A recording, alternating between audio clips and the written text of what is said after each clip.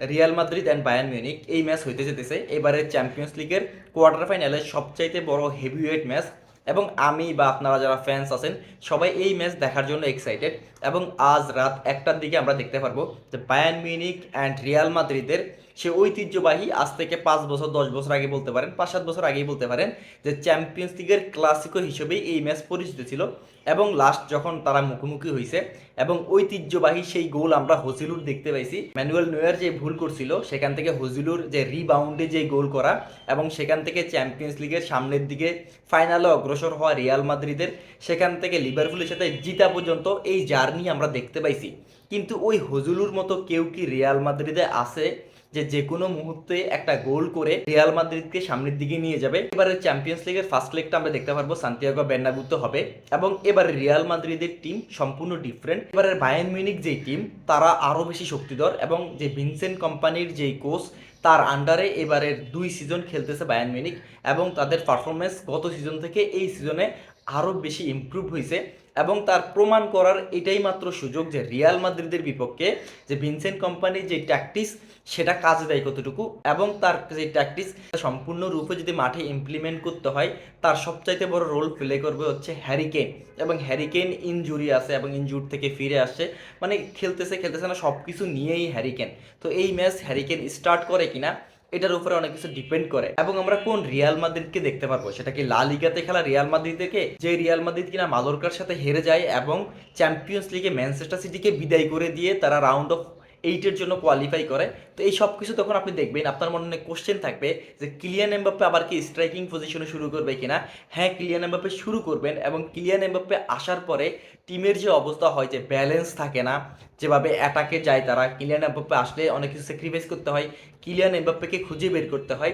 এই সব কিছু কস্ট কি অনেক বেশি ভারী পড়বে কিনা, যে রিয়াল মাদ্রিদ এই ম্যাচে সান্তিয়াগো বার্নাব্যুতে যদি ভালো পজিটিভ রেজাল্ট না আসতে পারে, আলিয়ান্সে এরিনাতে গিয়ে সেখানে তারা কতটা ভুগতে হবে আমরা সেটা জানি। যে বায়ার্ন মিউনিক তাদের স্টেডিয়ামে হারতেই পছন্দ করে না এবং হারেই না আপনি বলতে পারেন। তাহলে রিয়াল মাদ্রিদকে যদি সেমিফাইনাল নিশ্চিত করতে হয়, আমি এতটুকু বলতে পারি, অফকোর্স রিয়াল মাদ্রিদকে এই ম্যাচে 2-1 বা 3-1 লিড নিয়ে জিততে হবে। কিন্তু এই পসিবিলিটি আমি খুব একটা দেখি না। হ্যাঁ, আমি প্রথমে একটা কথা বলছি যে চ্যাম্পিয়ন্স লিগে রিয়াল মাদ্রিদকে আমরা ডিফারেন্ট ফ্লেভারে দেখি, কিন্তু লা লিগাতে যেভাবে তারা হারে, লা লিগাতে যেভাবে তারা 7 পয়েন্ট পিছানো আছে, এবং কিলিয়ান এমবাপ্পে যে ইমপ্লিমেন্ট, এটাতে কিলিয়ান এমবাপ্পে এবং ভিনিসিয়াস জুনিয়র তারা কি একসাথে খেলতে পারেন কিনা এই কোশ্চেন এখন আবার নতুন করে উঠতেছেন। তার অন্যতম কারণ আমরা জানি যে কিলিয়ান এমবাপ্পে 7-8 ম্যাচ যত ম্যাচে ছিল না সেখানে তারা একটানা 5টা ম্যাচের মতো জিতছে রিয়াল মাদ্রিদ। এবং যে আলবেরোয়া আছে যে তাদের নতুন কোচ, এবং নতুন কোচ বলতে অনেকটা পুরনো হয়ে গেছে, পরে তার চাকরি বাঁচে কিনা সেটা ডিপেন্ড করবে এই ম্যাচে। স্পেশালি আপনি সেকেন্ড লেগের আশা বসে থাকতে পারবেন না যে আপনার টিম রিয়াল মাদ্রিদের এই টিম আলিয়াঞ্জে এরেনায় গিয়ে ওই মাঠে গিয়ে তারা বায়ার্ন মিউনিখের প্যান্ট খুলে দিছে এরকম কিছু, বা হিউমিলেট করতেছে এরকম কিছু হওয়া পসিবল না।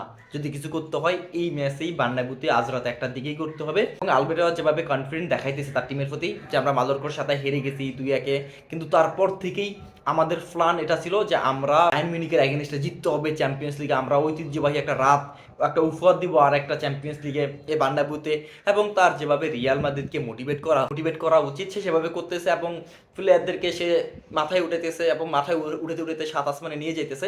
I don't have any problem. কিন্তু কথা হচ্ছে এখানে যে রিয়াল মাদ্রিদের যদি হয়ে তার চাকরি বাঁচাইতে হয় এবং নেক্সট সিজনে যদি তাকে দেখতে হয় রিয়াল মাদ্রিদের ডাগআউটে, নিশ্চয়ই তাকে এমন কিছু করতে হবে যেটা বায়ার্ন মিউনিখের সাথে তার একটা পজিটিভ রেজাল্ট ডেফিনেটলি আনতে হবে।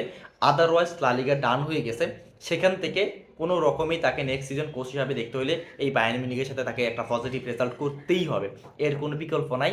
এবং এই ম্যাচে যদি আমাকে একটা প্রেডিকশন দিতে বলেন ছোটোখাটো, কিন্তু তারপরেও আমার কাছে এখান থেকে মনে হইতেছে যে রিয়াল মাদ্রিদ অনেক বেশি টাফ ফাইট দিবেন এবং যারা প্লেয়াররা বর্তমানে আছে তাদের ভিতরে বালবারদের উপরে তারা অনেক বেশি ভরসা রাখতে চাবেন। কিন্তু তারপরেও আমার কাছে কেন জানি মনে হয় এই ম্যাচ যে বায়ার্ন মিউনিক কোনোভাবেই জিতে আসবে, মানে এই সান্তিয়াগো বার্নাব্যু থেকেই বায়ার্ন মিউনিক একটা পজিটিভ রেজাল্ট নিয়ে আসবে। তার অন্যতম মেইন কারণ হচ্ছে ওলিজে যেভাবে পারফরমেন্স করতেছেন, গ্যানাব্রি যেভাবে পারফরমেন্স করতেছেন, কিমিক যেভাবে পারফরমেন্সে আছেন, হ্যারি কেইন খেলবেন এবং লুইস দিয়াস, এই অ্যাটাকিং লাইনকে কোনোভাবে আটকানোর মতো ডিফেন্ডের যেই বর্তমানে যারা আছেন রিয়াল মাদ্রিদে ওরকম আমি দেখি না। তার অন্যতম কারণ হচ্ছে তাদের যে পেসি উইঙ্গাররা এবং ক্লিনিক্যাল স্পেশালি ওলিজের কথা বলতে হয়, আমার কাছে মনে হয় যে ওলিজে এই ম্যাচটাকে ঘুরিয়ে দিবেন এবং হ্যারিকেন যদি শুরু করেন তাহলে আপনি বলতে পারেন যে এই ম্যাচ এক পাক্ষিক হয়ে যেতে পারে।